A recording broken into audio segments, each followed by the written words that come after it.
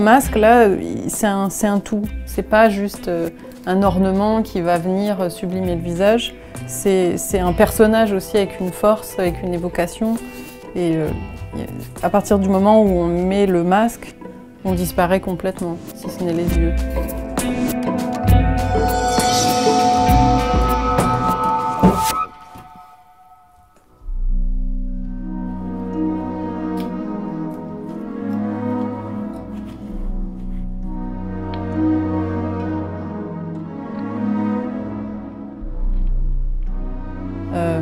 J'ai d'abord commencé à faire des masques pendant mes études aux arts décoratifs.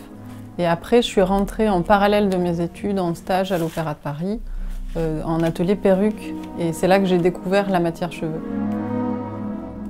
La première fois que j'ai fait un masque, c'est parce qu'on m'a offert mon buste, donc ce buste-là qui me sert toujours pour travailler.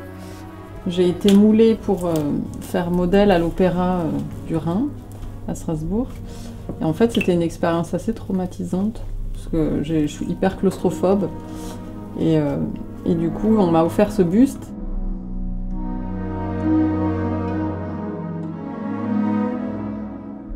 Je me souviens très bien du moment où j'étais à l'école, c'était en 2009. J'avais ce buste devant moi et j'ai commencé à poser des matériaux dessus, à infliger des choses à ce buste-là et ça a donné des formes. Et cette forme-là, j'ai commencé à la mettre sur mon visage.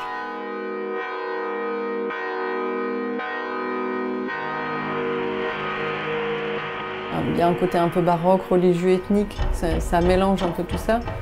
Sont contemporaines et primaires à la fois. Depuis toujours, en fait, l'homme a créé des masques et de manière très instinctive, en assemblant des choses qu'il avait trouvées.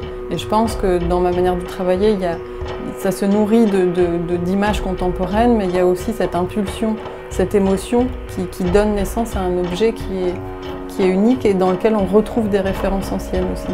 Ça fait penser un petit peu aux moustaches des empereurs chinois. Et du coup, il y a des références comme ça qu'on retrouve, des codes qui font penser à des choses, mais après, ça reste complètement librement interprété, quoi. Je ne fais pas forcément une pièce avec l'envie d'illustrer quelque chose de précis, en fait. À chaque fois que j'ai une émotion, j'ai envie de la traduire en masque.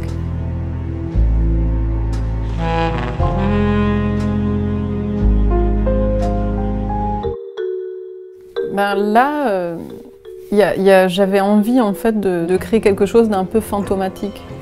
Donc je suis venue implanter des cheveux de différentes couleurs sur une partie en tulle. Ouais, oui, ça me va aussi. Ça donne ça. Je l'ai utilisé pour un shooting avec une jeune photographe des Gobelins qui s'appelle Charlotte Manot. Ça, c'est une pièce que j'aime beaucoup. Il y a cette envie de masquer complètement le visage pour complètement disparaître à l'intérieur et créer vraiment une forme nouvelle. Ça, là, il y a clairement une inspiration un petit peu des coiffes papales. Il a quelque chose de solennel. Pour cette pièce, il y a donc environ 150 heures de travail.